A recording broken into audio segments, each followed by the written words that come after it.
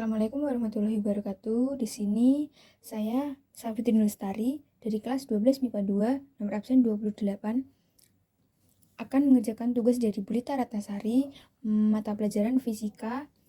Dan di sini saya akan menjelaskan materi potensial listrik, energi potensial listrik, dan kapasitor. Simak penjelasannya. Yang pertama, saya akan menjelaskan mengenai materi potensial listrik. Pengertian potensial listrik sendiri yaitu potensial listrik atau V di suatu titik yang berjarak R dari muatan. Didefinisikan sebagai energi potensial listrik persatuan muatan yang berada di titik tersebut.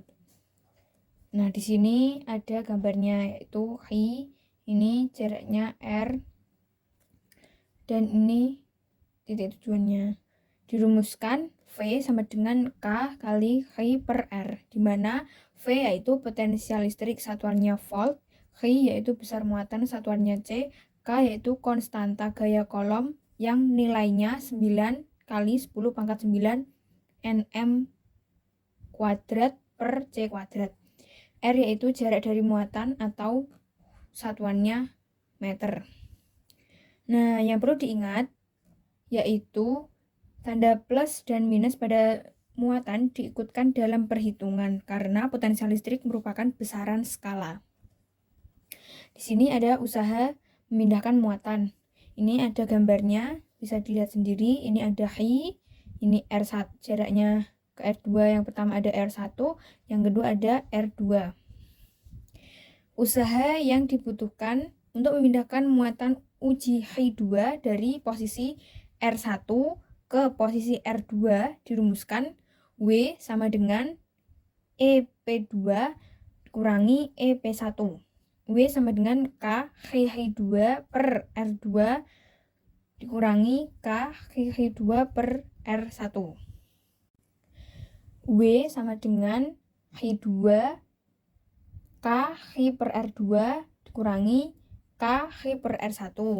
Di sini ini merupakan delta V.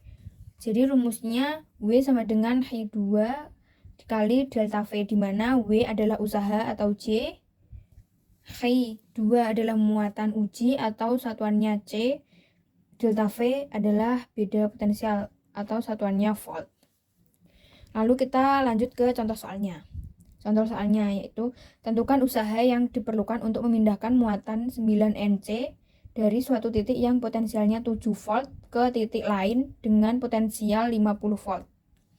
Langsung saja dijawab menggunakan rumus yang tadi. W sama dengan I kali delta V. W sama dengan I V2 dikurangi V1. W tadi I kan 9 kali 10 min 6. Jadi langsung saja 9 kali 10 min 6 kali 50 itu ini, dari ini 50 volt, 7-nya ini, berarti 50 dikurangi 7. W sama dengan 9 kali 10 pangkat min 6 dikali 43. 43 didapat dari 50 dikurangi 7. W sama dengan ini 9 dikali 43 jadi 387 dikali 10 pangkat min 6. Nah, di sini bisa disederhanakan jadi 3,87 kali 10 pangkat min 4 Joule. Nah, begitu. Kita lanjut untuk materi yang kedua, yaitu energi potensial listrik. Pengertiannya adalah benda yang bermuatan listrik dan berada dalam medan listrik akan mempunyai energi potensial listrik yang besarnya dirumuskan sebagai berikut. Seperti gambar yang materi sebelumnya, sama saja ini ada Q1, ada R1 ke I2, ada R2 ke I2. Di sini pada jarak R1 rumusnya EP1 sama dengan K I1 I2 per R1. Pada jarak R2 rumusnya EP2 sama dengan K I1 I2 per R2. Di mana EP adalah energi potensial listrik atau satuannya J. Di sini sama saja teman-teman, EP1 atau EP2 itu sama saja energi potensial listrik, bedanya dia ke satu atau kedua begitu. I itu besar muatan atau satuannya C. K itu konstanta gaya kolom yang nilainya sama seperti materi pertama, yaitu 9 kali 10 pangkat 9 nm kuadrat per C kuadrat. R sama dengan jarak kedua muatan atau satuannya M. Yang perlu diingat di materi kedua ini adalah tanda plus dan minus pada muatan diikutkan dalam perhitungan, sama seperti materi sebelumnya. Nah, lalu kita masuk ke materi yang ketiga, yaitu kapasitor. Kapasitor sendiri merupakan komponen listrik yang berfungsi untuk menyimpan muatan listrik. Di sini contoh dari kapasitor itu seperti power bank. Ya, seperti power bank seperti itu. Bisa juga radio.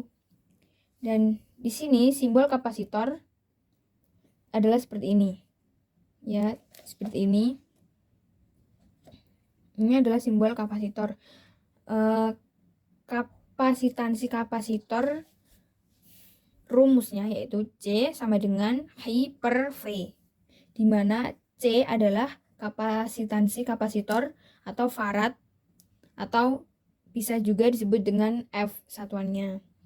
I sama dengan besar muatan atau C, V sama dengan potensial listrik atau satuannya volt. Nah, di sini ada gambar susunan rangkaian kapasitor. Ini bisa dilihat, sudah saya gambarkan. Ini ya teman-teman. Di sini perbedaan pada gambar yang sebelumnya tadi, yang seri sama yang paralel adalah kalau seri itu muatannya sama.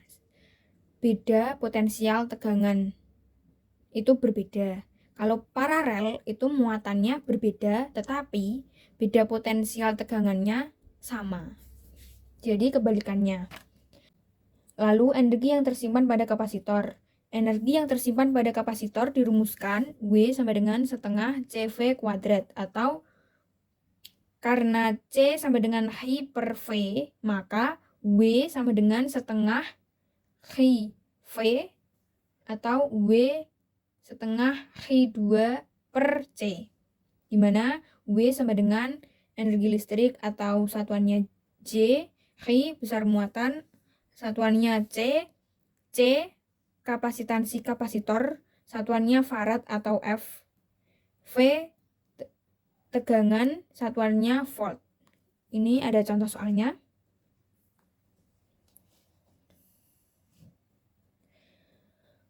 Perhatikan gambar berikut. 3 buah kapasitor X, Y, dan Z disusun seperti gambar. Ini gambarnya. Nanti aku cantumin di video ya teman-teman gambarnya.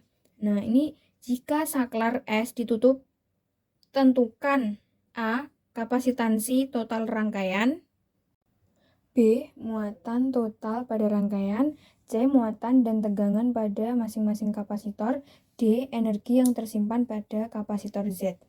Nah, langsung saja kita jawab. Ini tadi sudah saya kerjakan. Kita kerjakan yang A terlebih dahulu, yaitu dicari C totalnya. Langsung menggunakan rumus 1 per C total sama dengan 1 per 12 plus 1 per 12 sama dengan 2 per 12. C total sama dengan 12 dibagi 2 itu 6F. Lalu yang B tadi mencari muatan total pada rangkaian. Berarti mencari I total.